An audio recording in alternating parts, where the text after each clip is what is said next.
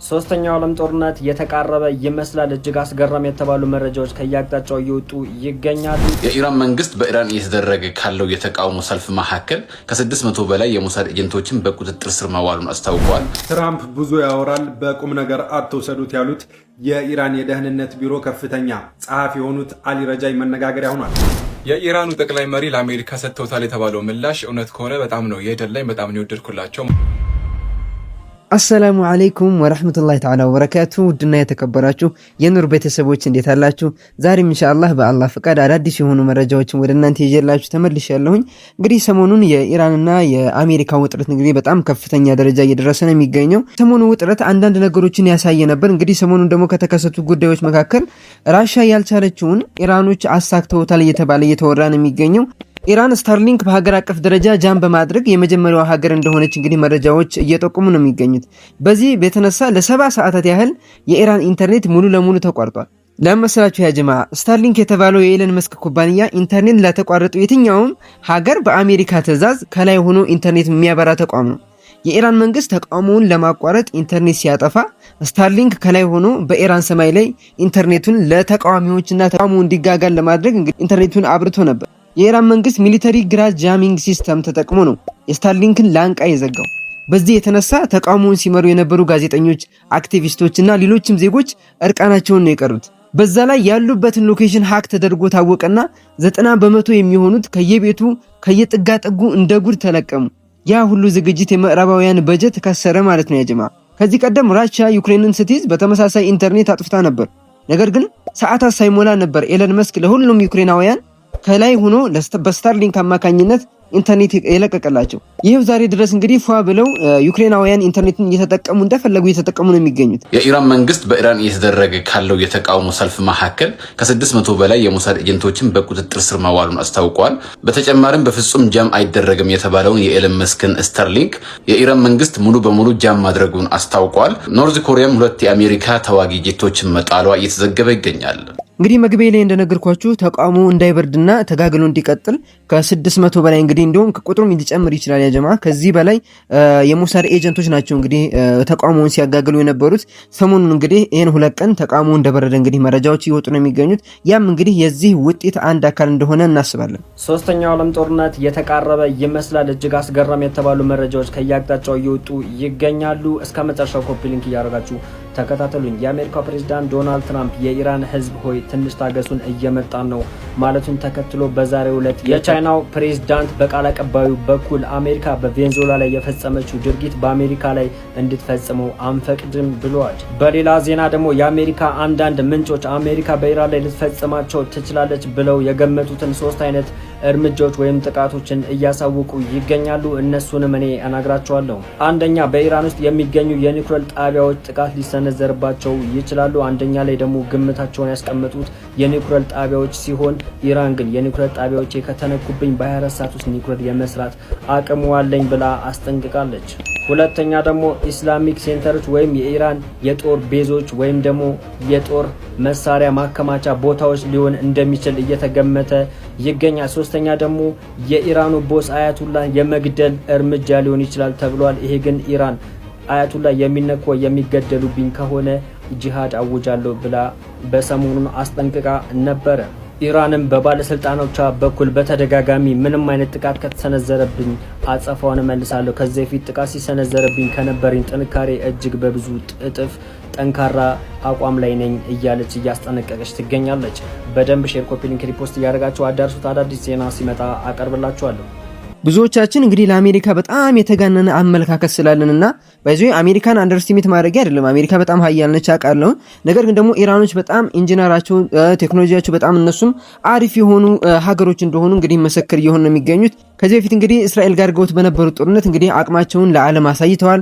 ዛሬ ደግሞ እንግዲህ ባለው ሁኔታ እንግዲህ ዓለም እየተመለከተ ነው የሚገኘው። እናንተስ ምን ታስባላችሁ በዚህ ጉዳይ? ትራምፕ ብዙ ያወራል በቁም ነገር አትውሰዱት ያሉት የኢራን የደህንነት ቢሮ ከፍተኛ ጸሐፊ የሆኑት አሊ ረጃይ መነጋገሪያ ሆኗል።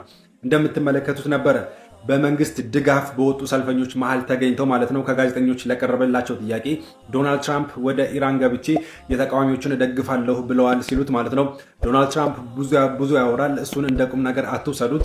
አሁን እናንተ የመንግስት ደጋፊዎችን በደንብ አሳዩ፣ አሁን ላይ እዚህ እንገኛለን ሲል ነበር እንግዲህ ዶናልድ ትራምፕን ለማናናቅ የሞከሩት ማለት ነው። አሁን ላይ ይህ ንግግራቸው ብዙዎችን አስገርሟል። እውን ኢራን እንደምትለው በአሜሪካ ላይ ይህን ያክል ኮንፊደንስ አላት ወይስ ለሚዲያ ግባት ነው? እናንተ ምን ታስባላችሁ? በኮሜንት አሳውቁኝ። ለተመሳሳይ መረጃ ግን የፕላስ ምልክቷ መጫናችሁን አትርሱ። በእርግጥ ትራምፕ ጨለሌ ነገር ነው ያጀማ፣ ብዙ ነገር እያወራ ላያደርግ ይችላል። አንዳንዴ ግን ለምሳሌ እንደ ቬንዙዌላው ጉዳይ ላይ እንግዲህ ያልጠበቅነውን ነገር ነው ያደረገው። ስለዚህ መዘናጋቱ ጥሩ ነው ብዬ አላስብም። እንግዲህ እናንተ ደግሞ የተለየ ሀሳብ ካላችሁ ኮሜንት ላይ ያስቀምጡልኝ። የኢራኑ ጠቅላይ መሪ ለአሜሪካ ሰጥተውታል የተባለው ምላሽ እውነት ከሆነ በጣም ነው የደላኝ፣ በጣም ነው የወደድኩላቸው ማለት ነው። ሴቶች ለእናንተ ሙስሊም ሴቶች ለእናንተ አንድ ጥያቄ አለኝ። በእስልምና ተበድለናል ወይም ደግሞ ተጨቁነናል ብላችሁ ታስባላችሁ? ይሄ ጥያቄ መልስ እንድሰጡኝ እፈልጋለሁ ኮሜንት ላይ። ለምን እንደጠየኳችሁ ፋይናል ላይ ቪዲዮን እስከ መጨረሻው ድረስ ካያችሁት ትረዱታላችሁ ብዬ አስባለሁኝ። የተፈጠረው ክስተት ምን መሰላችሁ? እንግዲህ በአሜሪካ ሚኒሶታ ግዛት ላይ አንዲት 37 ዓመት ሴት በፖሊስ በጥይት መገደሏን ተከትሎ በአሜሪካ የተለያዩ ከተሞች ላይ ተቃውሞዎች ተወጥተዋል፣ ሰልፎች እየተደረጉ ይገኛሉ። ታዲያ ይህንም ተከትሎ ነበር እንግዲህ የኢራኑ ጠቅላይ አዛዥ ወይም ጠቅላይ መሪ የሆኑት አያቱላ አሊ ኻሜኒ አንድ አስተያየት ሰጥተዋል ተብሎ እየተላለፈ እየተነገረ ይገኛል። እንደምታስታውሱት በቀደም አሜሪካ ማለት ነው ኢራን ውስጥ ተቃውሞ እየተካሄደ ነው። በኢራን ዜጎች በመሪዎቻቸው ላይ ተቃውሞ እያደረጉ ይገኛሉ። ይህንም ተከትሎ የአሜሪካው ፕሬዚደንት ዶናልድ ትራምፕ አንድ ንግግር ተናግረው ነበረ። ኢራን በሰልፈኞች ላይ አንዳች እርምጃ የምትወስድ ከሆነ የአሜሪካ ጦር እንግዲህ ጣልቃ ይገባል ብለው ተናግረው ነበረ። ታዲያ ለዚህ ምላሽ በሚመስል መልኩ ነው እንግዲህ የዛሬውን ይሄኛው ክስተት ከዚህ ክስተት ጋር በተገናኘ ከአሜሪካ ከተፈጠረው ክስተት ጋር በተገናኘ የኢራኑ ጠቅላይ መሪ የሆኑት አያቱላ አሊ ኻሜኒ አሜሪካ በሴት ሰልፈኞች ላይ አንዳች እርምጃ የምትወስድ ከሆነ የኢራን እንግዲህ ኢራን ጣልቃ ትገባለች፣ ኢራን እርምጃ ትወስዳለች ማለታቸው ነው እየተነገረ ያለው። ይሄን ነገር ለማረጋገጥ እንግዲህ ዞር ብዬ ነበር እውነት ነው የሚለውን ለማረጋገጥ። ታዲያ በዚህ አጋጣሚ ነበር አንዳች ምርጥ ንግግርን ያነበብኩት ወይም ደግሞ የተመለከትኩት ማለት ነው። የኢራኑ ጠቅላይ መሪ አያቱላ አሊ ኻሜኒ ምንድን ያሉት? ሴት ልጅ ልክ እንደ አበባ ነች። ይህም መልስ የመለሱት የነበረው በምን ምክንያት ነበር መሰላችሁ? በኢስላም እንዲሁም ደግሞ በኢራን በሀገረ ኢራን ሴት ልጅ እንግዲህ ክብር አይሰጣትም፣ እጅግ በጣም ትጨቆናለች የሚሉ ዝንተኖች ዘመቾች ከተነሱ በኋላ ለዚህ ምላሽ ነበር የሰጡት። አያቱላ አሊ ኻሜኒ እንዳሉት ሴት ልጅ ልክ እንደ አበባ ነች፣ እንክብካቤና ጥበቃን ትሻለች። ይህን ነገር ሲደረግላት ደግሞ ለማህበረሰቡ ነው ለሀገር ብዙ ምርታማ የሆኑ ነገሮችን ጥሩ ነገሮችን ታበረክታለች ብለው ተናግረዋል። እዚህ ጋር እየይዤላችኋለሁ አጠር ያለችው ንግግራቸው ማለት ነው። ታዲያ ይህን ነገር የተናገሩት እንግዲህ ሴት ልጅ እስልምና የሚሰጠውን ክብር ለማሳየት ነበር። እንግዲህ የምዕራባውያን ሚዲያ ፕሮፓጋንዳ ሴት ልጅ ምን ያህል በእስልምና እንደምትጨቆንና በጣም ምንድነው ብዙ መከሮች እንደምታሳልፍ ለማድረግ የሚዲያ ፕሮፓጋንዳቸው ነው። ለዚህ የሰጡት ምላሽ ነበረ። እጅግ በጣም ነው የወደድኩት። እግረ መንገድ ያገኘው ስለሆነ ነው ወደ እናንተ ያመጣሁት ማለት ነው። ሴቶች እንግዲህ እናንተ ሀሳባችሁን አጋሩኝ ያልኳችሁ ለዚህ ነው። ሀሳባችሁን እስኪ ኮሜንት ላይ እንዳልኳችሁ ማለት ነው። ቪዲዮን በደንብ ላይክ፣ ሼር፣ ሪፖስት አድርጉት። እንግዲህ የአሜሪካ ምድር በገዛ ቆንጫሬ ነው የተመታሁት እንዳለው በገዛ ንግግሯ ነው እንግዲህ ቆንጆ ካውንተር አታክ ከኢራኑ መሪ ሰጣት እውነት ከሆነ ማለት ነው። ኤኒዌይስ ላድርሳችሁ ብዬ ነው። ሰላም አለይኩም መቻች ፑቲን እኔ አልወደውም ነበር ፑቲንን ታውቃለህ። በቃ በተለይ በዚህ በቺቺኒያ ጉዳይ ላይ በነበረው ሁኔታ የግሮዝኒ ያለ አይደል ዋና ከተማቸው ግሮዝኒ ትባላለች። እዛ ጋር የነበረው ነገር አሁን ፑቲን በጣም ሲሪየስሊ ፖለቲካውን አልወደውም ነበረ። ገብቷል። ፐርሰናሊ አይደለም እና አሁን ላይ ግን እየገባው መጣ። ዛሬ ሙስሊሞችን ያላቀፈ ኢስላምን ያላቀፈ አገር ሙስሊሞችን አግሎ የሚሳካለት የለም። ፖለቲካሊም አይሳካም፣ ኢኮኖሚካሊም አይሳካም፣ ማህበራዊም አይሳካም። በሙስሊም ላይ ስፔሻሊ በምንወዳቸው ነቢያችን ሰለላሁ ዐለይሂ ወሰለም ላይ የሚደረግ ፌክ ኒውስ በቃ እነዚህ ፌክ ዱፕሊኬት የሚደረጉ ነገሮች እነሱ ላይ የሚያደርግ ማንኛውም የራሻ ዜጋ በህግ ጸድቆና ላይክ እንግሊዝ ዩኬ እንግሊዝ ስንት ፌክ ነበር የሚደረገው። ስለዚህ እያከበሩት ነው። አውሮፓም አሁን ኢትዮጵያን የሚያነሳት ጎግል አይቸው ሰርች አድርጌው ነበረ። ኢትዮጵያን ሂጃብ እንድ ኒቃብ ሞዴሉ ማንን ነው ለመከልከል ቻሌንጅ የሆነበት ፈረንሳይ ነው የሚያነሳው። የሚገርም ሞዴሉ ጎግል ራሱ ፈረንሳይን ያነሳል። የኢትዮጵያ ትምህርት ሚኒስቴር ይሄን ነገር እንደዚህ ሊያደርግ የቻለው ይላል። ገብቷል አይደል? ኒቃብ ላይ ማለት ነው። ሂጃቡን ፈቅዷል። ኒቃብ ላይ ሊያደርግ የቻለው ፈረንሳይን ነው የሚያነሳው። የፈረንሳይ ሞዴል ነው ነገር ሞዴሏ ፈረንሳይ ናት። ላይክ ፈረንሳይ ይላል በብራኬት ማለት ነው። ጎግል ላይ ሰርች አድርጌው ማለት ታገኘዋለህ። ሰርች ብታደርገው በጣም ዛሬ ጧት ስመጣ ነው ታክሲ ላይ ቁጭ ብዬ ማለት ነው። እና ፈረንሳይን እንደ አሁን አውሮፓዎች እኮ አክሰፕት አድርገውታል። አክሰፕት እያደረጉት ዩኬ ተቀብላለች። ታላቋ ራሽያ ተቀብላለች። ኢትዮጵያና ራሽያ ማለት የቅርብ ግንኙነት ያላቸው ሀገሮች ናቸው። ገብተዋል። ስለዚህ አሁን ሙስሊሙ ማህበረሰብን አግልኸው ወይም ደግሞ እየቆረቆፍከው ወይም ደግሞ እያስቀየምከው ኢኮኖሚካል ግሮዝ ማምጣት፣ ፖለቲካል ስቴቢሊቲ ማምጣት አይቻልም።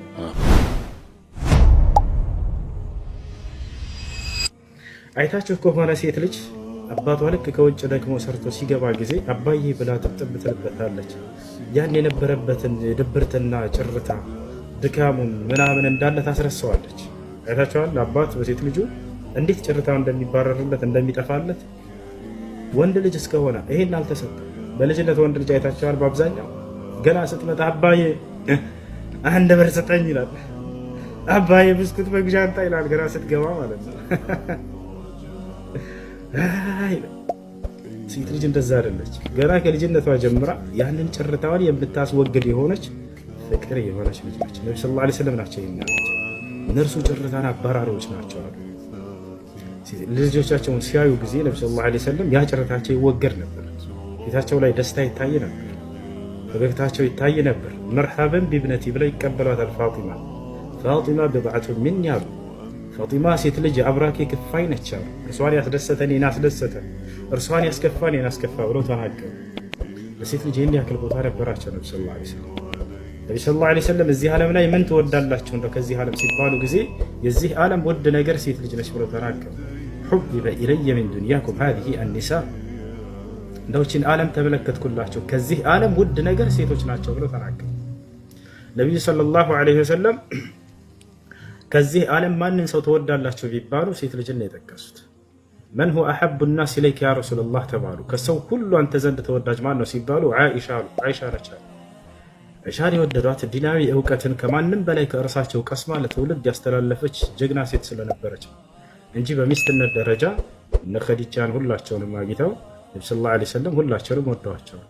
ነገር ግን የአይሻ በጣም የሚለይበት ነገር ምንድን ነው? ከሌሎቹ የተለየችበት ምክንያት ከማንም በላይ እውቀትን ይዛ ለትውልድ አስተላልፋለች። ኢማሙ ዙህሪ የአይሻ አንደኛው ተማሪ ነው። ሲናገር ምን ይላል? የአይሻ እውቀት ከሌሎች የነብዩ ሰለላሁ ዐለይሂ ወሰለም ሚስቶች እውቀት ጋር እንዲሁም ከዚህ ትውልድ ሴቶች እውቀት ጋር ቢመዛዘን የእርሷን እውቀት የሚደፋ ማንም እውቀት ያለው የለም፣ የእርሷ ያደፋል ይበልጣል እያለ ይናገራል። የሚገርም እውቀት ነበራት። ይህ ነው። ሌላ ነብዩ ሰለላሁ ዐለይሂ ወሰለም ስለ ሴቶችን ተንከባክቦ ያሳደገ ሰው የገነት ነው ብለው ተናግረዋል። በኢስላም የሴት ልጅን መንከባከብ ዋጋው ገነት ነው።